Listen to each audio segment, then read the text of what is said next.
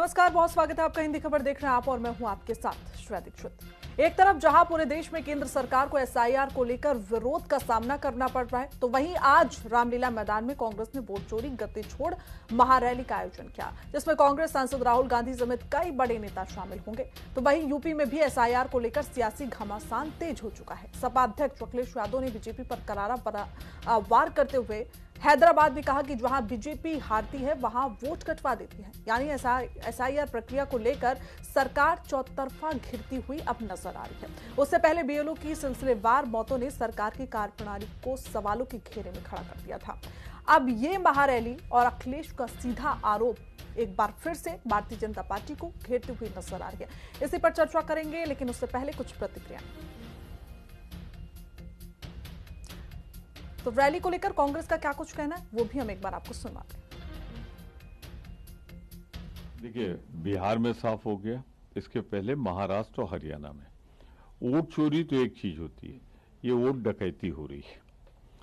निसंदेह ये सिर्फ कांग्रेस पार्टी की बात नहीं, इस देश की बात है, लोकतंत्र की बात है। और अगर जनता का विश्वास हटा लोकतंत्र से तो वो शुभ लक्षण नहीं होंगे।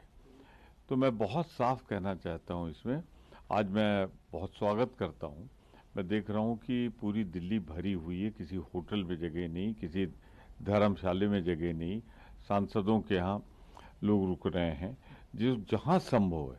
तो ये उत्साह जो है राहुल गांधी के नेतृत्व में, ये लोकतंत्र बचाने का उत्साह है, ये लोकतंत्र की हिफाजत के लिए है। और मैं दावे से कह सकता हूं कि ये राजनीति के उतार चढ़ाव आते रहते हैं, पर अगर लोकतंत्र कोई बचा सकता है तो वही बचाएगा जिसने भारत का संविधान बनाया है, कांग्रेस पार्टी। और हम लोकतंत्र बचाएंगे। बिहार में बड़े पैमाने पे वोट काटा, क्योंकि आज डेटा अवेलेबल है, बूथ लेवल पे डेटा अवेलेबल है। तो बीजेपी जहां जहां हार जाती है वहां वोट कटवा देती है। यूपी में 3 करोड़ वोट कटने जा रहा है, और जिस कॉन्स्टिट्यूंसी से मैं चुन करके आता हूं, अभी जो डेटा निकल करके आया वो है कि 2 लाख से ज्यादा वोट कट रहा है।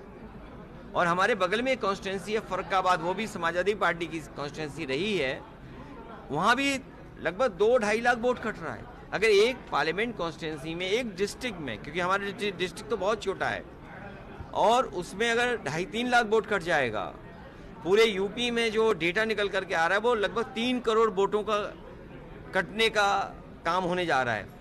तो आप इलेक्शन कैसे करा रहे हैं? इलेक्शन तो तब अच्छा होगा जब वोट ज्यादा हो, सबको वोट डालने का मौका मिले।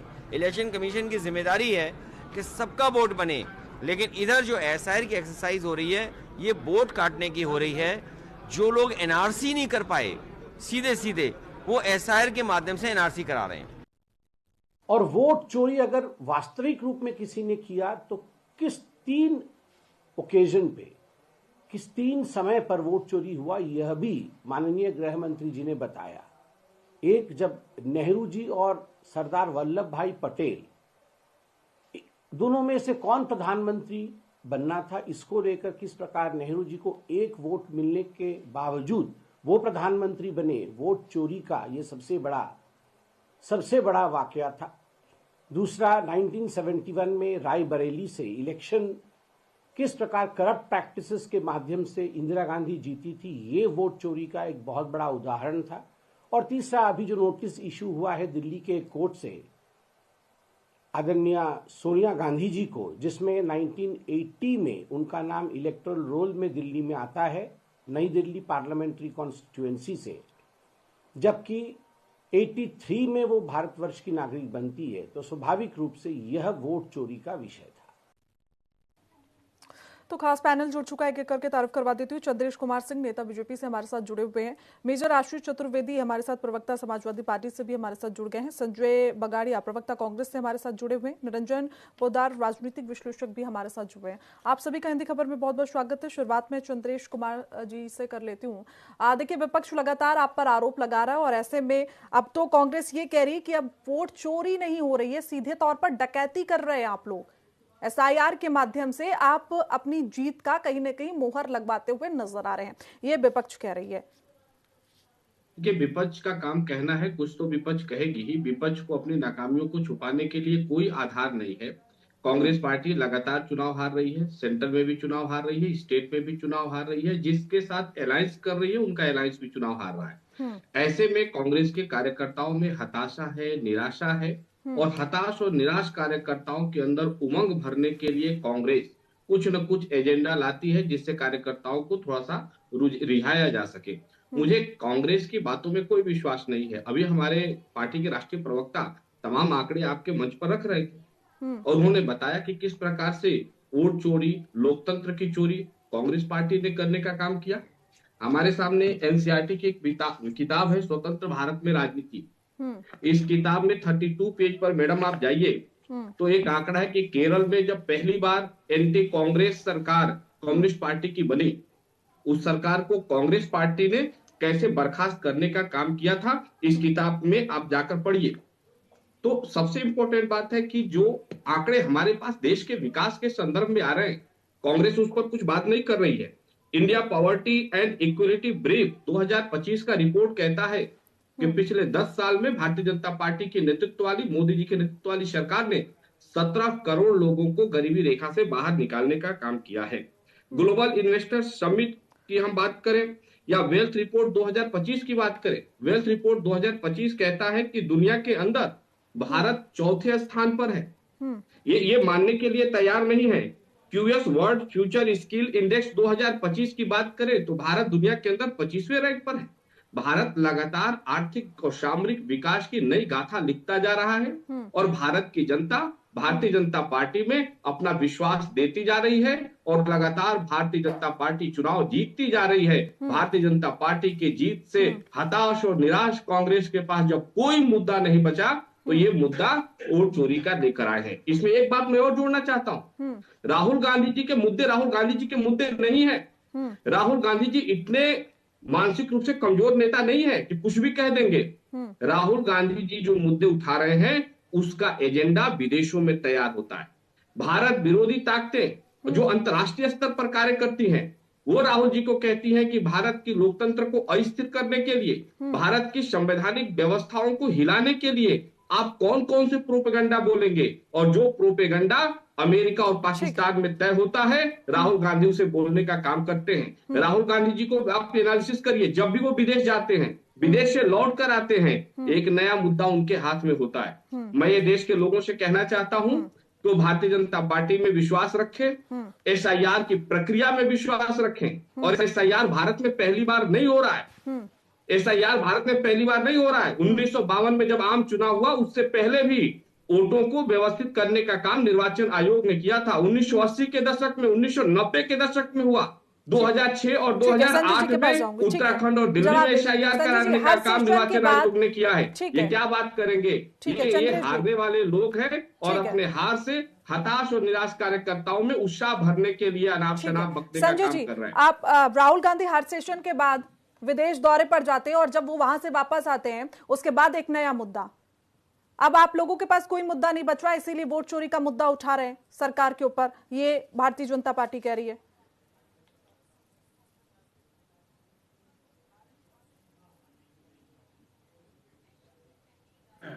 श्रेया जी, देखिए मैं ये कहना चाहता हूँ, मैंने भी चंद्रेश कुमार सिंह जी जो भारतीय जनता पार्टी के प्रवक्ता है, बहुत लंबा इनका बहुत अच्छा भाषण है, रटा रटाया भाषण है, वही सब बातें हैं। हमारे पर कोई मुद्दा नहीं बचा है, इनका ये आरोप है। फिर हमारी इस रैली से क्यों घबरा रहे हैं? ये क्यों इतना प्रपंच मचा रहे हैं? अगर हम अपने सिर्फ कार्यकर्ताओं को खुश करने के लिए कार्य कर रहे हैं तो इन्हें तो खुश होना चाहिए कि हमारे पास कोई मुद्दा ही नहीं है। और ये क्या केवल मुद्दा कांग्रेस का है, एसआईआर का मुद्दा? इन्होंने ये कहा कि एसआईआर का मुद्दा पहली दफा नहीं हो रहा है, और ये जो बार बार कहते हैं हम तो एसआईआर जो कर रहे हैं वो देश हित में कर रहे हैं, इसका मतलब देश हित के काम पहले भी होते रहे, जबकि ये लोग तो कहते हैं 2014 से पहले देश हित का कोई काम ही नहीं हुआ। तो विरोधाभास है, एक बात। दूसरी बात, हम एसआईआर के मुद्दे के ऊपर बात ही नहीं कर रहे थे। हम तो कह रहे हैं जो एसआईआर के मुद्दे में आत्महत्याएं हो रही हैं, जो बीएलओ काम कर रहे हैं, जो भारतीय नागरिक हैं, उनके ऊपर क्या दबाव है? ऐसा क्या दबाव है? और जहां तक ये कह रहे हैं कि राहुल गांधी विदेश जाते हैं और वहां से कोई नया मुद्दा लेके आते हैं। हो सकता है इन लोगों के पास कोई इन्फॉर्मेशन हो। हम तो बार बार कहते हैं हमारे फोन टेप हो रहे हैं, हम तो बार बार कहते हैं हमारे को जासूसी करवाई जा रही है, हम तो बार बार कहते हैं। ठीक है संजय जी, एक चीज अभी आपने बोली, मुझे ये स्पष्ट कर दीजिए, क्योंकि आपके जो शीर्ष नेतृत्व है वो कुछ और कहता है, आप फिलहाल अभी यहाँ पर कुछ और कह रहे हैं। वोट चोरी नहीं हो रही है, लेकिन जो बीएलओ की मौत हो रही है उस पर आप ऑब्जेक्शन लगा रहे हैं। नहीं, ऐसा नहीं है। वोट चोरी तो मुद्दा है ही। वो वोट चोरी बीएलओ के मार्फत करवाई जा रही है। जबरदस्ती उनसे वोट कटवाया जा रहे हैं, जबरदस्ती उनके साथ उनके ऊपर दबाव डाला जा रहा है, जब भी तो वो आत्महत्या कर रहे हैं। वोट चोरी ही तो मुद्दा है। मेन मुद्दा क्या है? अखिलेश जी का आपने सुना, ये बार बार कांग्रेस का नाम लेते। ठीक है, कांग्रेस एक मुख्य विपक्षी दल है, सबसे बड़ी पार्टी। अगर सत्ता में भाजपा के बाद अगर कोई किसी के पास विश्वास किसी में जमाया है नहीं संजय जी, आप इतना गंभीर मुद्दा उठा रहे हैं। आप कह रहे हैं अगर बीएलओस मर रहे हैं तो इस वजह से मर रहे हैं क्योंकि भारतीय जनता पार्टी उस पर प्रेशर बना रही है, इलेक्शन कमीशन प्रेशर बना रही है कि वोट चोरी। लेकिन अभी तक कोई भी बीएलओ इसको लेकर सामने नहीं आया ना संजय जी, एक भी। इतने सारे आप मुझे बताइए, बीएलओ की चिट्ठी आई है कि मैं आत्महत्या ऐसे करूं, मेरे ऊपर अतिरिक्त दबाव है। अब कितनी चिट्ठियां आई हैं? काम का प्रेशर ज्यादा है संजय जी, आप समझिए, काम का प्रेशर ज्यादा है, काम का प्रेशर फॉर्म ज्यादा है, वो फिल नहीं कर पा रहे हैं। ये जो अभी आत्महत्या, काम का प्रेशर क्या आत्महत्या के लिए मजबूर कर देगा आदमी को? ऐसा क्या काम का प्रेशर है? आपके पास तथ्य है, आपने तर्क जो दिया उसके तथ्य है आपके पास, तो आप इलेक्शन कमीशन के पास जाइए, तो इलेक्शन कमीशन को तो दिए ही है मैडम, पार्लियामेंट में। अरे कोर्ट कहीं तो जाएंगे, कोर्ट जाएंगे, कहीं तो जाएंगे ना संजय जी, कहीं तो जाएंगे। तर्क के साथ साथ तथ्य भी जरूरी होते हैं ना। सबसे बड़ा देखिए सबसे बड़ी जो अदालत है वो जनता की अदालत है, वो जनता के पास जा रहे हैं। हम इलेक्शन कमीशन के पास भी गए, हमने कोर्ट में भी कहा, हमने पार्लियामेंट में। बिहार चुनाव में भी आप लोग जनता के पास गए थे, वहां पर तो जनता ने नकार दिया। उससे तकलीफ क्यों है?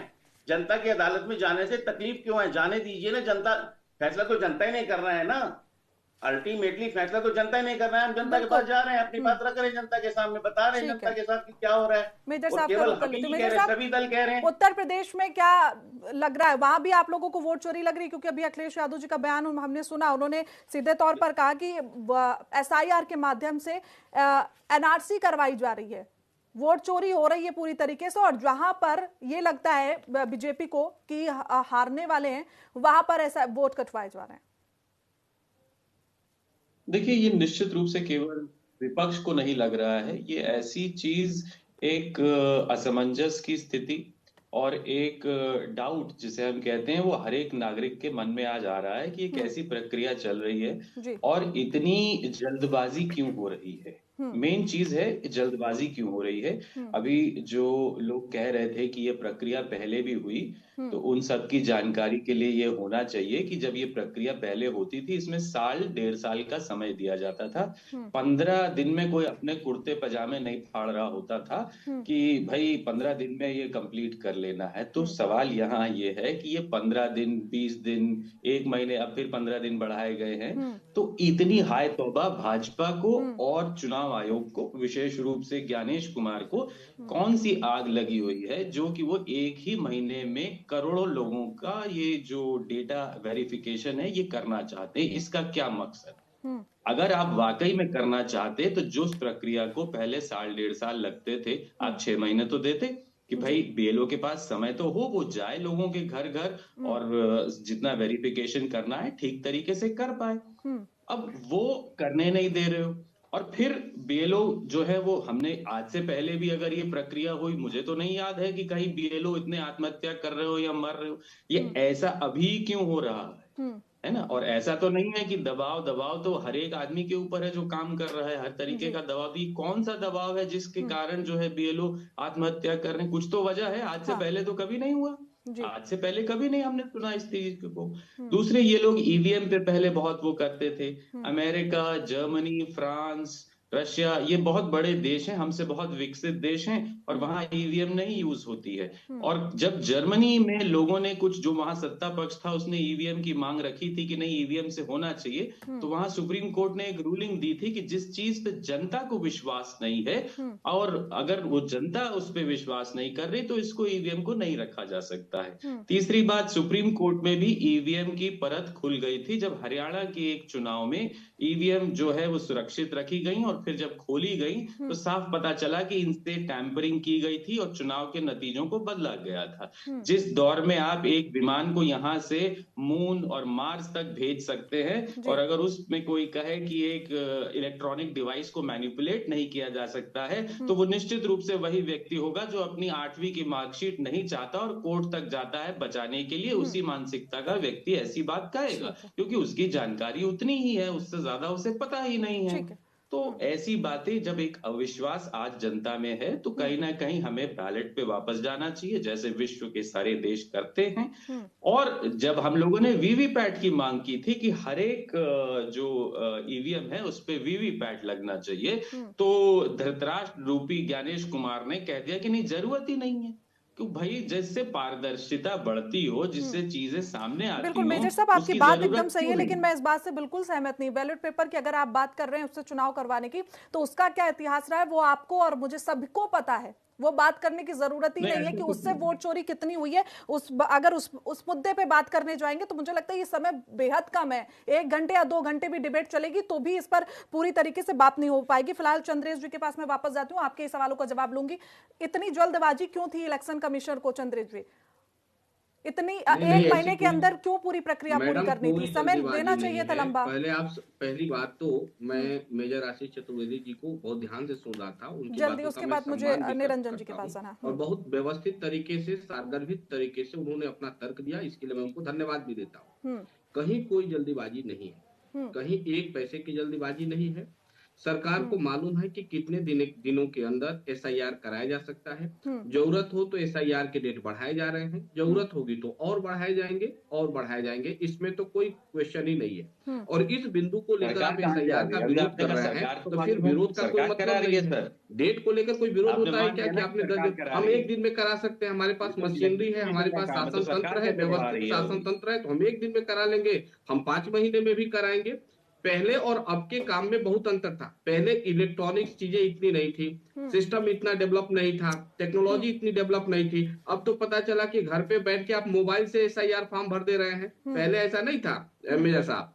तो पहले और अब की तुलना मत करिए, आज से 20-25 साल पहले और अब में बहुत डिफरेंस आ गया है। एसआईआर के अंतर्गत मैडम है क्या कि हमारी फैमिली में 4 शहर में लोग रहते हैं और पता चला कि 4 शहर में उनके वहां भी वोट है, यहाँ भी वोट है। अरे तो चंद्रेश जी, एसआईआर क्या होती है सभी को पता है, एसआईआर की क्या पूरी प्रक्रिया है, क्यों करवाया जाता है, ये सभी को पता है। लेकिन सवाल ये है कि एसआईआर इतनी हड़बड़ी क्या, इतनी जल्दी क्या? 6 महीने का समय देते, हालांकि जो बीएलओ मर रहे हैं जिन पर इतना प्रेशर बनना, वो प्रेशर नहीं बनता। ये सिंपल सा सवाल मेजर साहब पूछ रहे हैं आपसे। एसआईआर को व्यवस्थित तरीके से करा रही है, सिस्टमेटिक करा रही है, ट्रांसपेरेंट तरीके से करा रही है। और यदि इनके पास बूथ पे कार्यकर्ता हो तो अपने कार्यकर्ताओं को लगाकर एसआईआर की छानबीन कराएं। ठीक है, मैं वापस आऊंगी। निरंजन जी का रुक कर लेती हूँ, राजनीतिक विश्लेषक हमारे साथ जुड़े हुए हैं। निरंजन साहब आप ठीक है चंद्रेश जी, पर बीएलओ के साथ मिलकर काम करना चाहिए। तो ठीक टीवी पर है निरंजन जी, सरकार के खिलाफ अब यहाँ पर सवाल देखिए तमाम उठते हुए नजर आ रहे हैं कि चाहे वो विपक्ष हो या फिर भारतीय जनता पार्टी हो। विपक्ष कह रहा है कि वोट चोरी हो रही है इसीलिए वो जीत नहीं पा रहे हैं, और भारतीय जनता पार्टी ये कह रही है कि जब वो काम ही नहीं करते हैं, जब चुनाव का टाइम होता है, प्रचार का समय होता है, तब उनके नेतृत्व यहाँ पर होते नहीं हो, तो वो हारना तो तय है ना उस स्थिति में। देखिए श्रेया जी, इस मुद्दे के ऊपर 2 बिंदुओं पे मैं बात करूंगा। पहला बिंदु है जिस तरीके से विपक्ष कह रहा है, तो विपक्ष की जो व्यवहारिक बात है उसके ऊपर निश्चित रूप से देखिए, आज की तारीख में बहुत बार जब आप गहनता से अध्ययन करेंगे तो आपको ये चीज समझ में आएगी कि जो चुनाव आयोग 1 महीने, 1.25 महीने, 1.5 महीने के अंदर इतनी बड़ी प्रक्रिया, यानी कि वोटर लिस्ट की दुरुस्तीकरण की प्रक्रिया पूरे राज्य के अंदर संपन्न करवाने की बात कर रहा है, वो चीज व्यवहारिक है क्या? अगर विपक्ष ये बात कह रहा है कि भाई एसआईआर के लिए आप कम से कम 6 महीने, 8 महीने, 12 महीने का टाइम दीजिए, तो क्या उनकी मांग अव्यवहारिक है? तर्क देने वाले कहते हैं आज हमारी टेक्नोलॉजी ऐसे बढ़ गई, टेक्नोलॉजी वैसे बढ़ गई। भैया आप एक बात बताइए, आज अगर कोई आदमी अपना ड्राइविंग लाइसेंस बनवाने जाता है तो उसकी प्रक्रिया में, एक इंडिविजुअल आदमी के ड्राइविंग लाइसेंस की प्रक्रिया में 1.5 महीना लगता है श्रीमान। अगर मैं अपना राशन कार्ड अप्लाई करूंगा तो राशन कार्ड की लाइन में लगे हुए मुझे 2.5 महीने बीत जाएंगे, और आप 1.5 महीने में पूरे प्रदेश की जो है एसआईआर कर दे रहे, 23 करोड़ लोगों की एसआईआर कर दे रहे।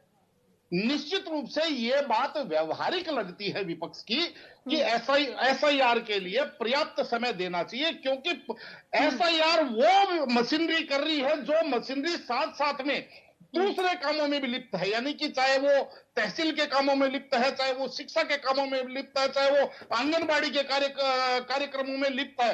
तो अगर वो संपूर्ण रूप से अगर एसआईआर में लग गए हैं तो फिर इसका मतलब प्रदेश की जो मशीनरी है वो सारी की सारी हैंगओवर हो गई, मतलब वहां पे सारा का सारा काम का पब्लिक का जो काम है वो जाम हो गया।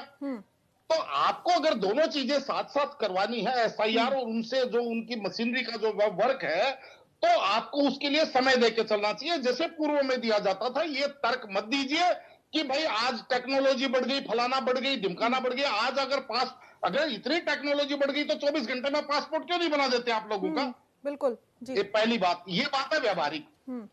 लेकिन यहाँ पे दूसरी चीज मैं आपको बताऊं, हमारे यहाँ कहा जाता है कि जब आप गलत बस पकड़ते हैं तो गलत स्टेशन पे पहुंचते हैं, और विपक्ष की कदाचित वही स्थिति है। देखिए, एसआईआर अलग मुद्दा है, और जिसको कहते हैं ना कि वोटों के अंदर जो द्रुष्टिकरण है वो एक अलग विषय है, लेकिन वोटों की चोरी अलग विषय है।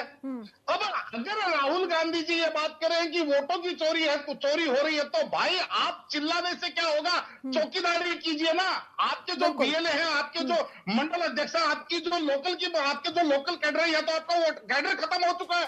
अगर आपका कैडर खत्म हो चुका है तो आप कैडर हो तब तो वहां पर बीएलओ के साथ मिलकर अपनी बात रखेंगे, करेंगे। कोई कैडर इनका है ही नहीं है, संगठन है ही नहीं है, ग्राउंड लेवल पर ये कुछ करते हैं नहीं है, ग्राउंड लेवल पर कार्यकर्ता है ही नहीं है, तो संगठन और कार्यकर्ता ये सरकार बना लेंगे। एक सेकंड, ठीक है निरंजन, चिल्लाते रहे वो श्रेया जी, कौन सुनने वाला है इनको? कोई सुन रहा है? श्रेया जी, कोई नहीं सुनेगा।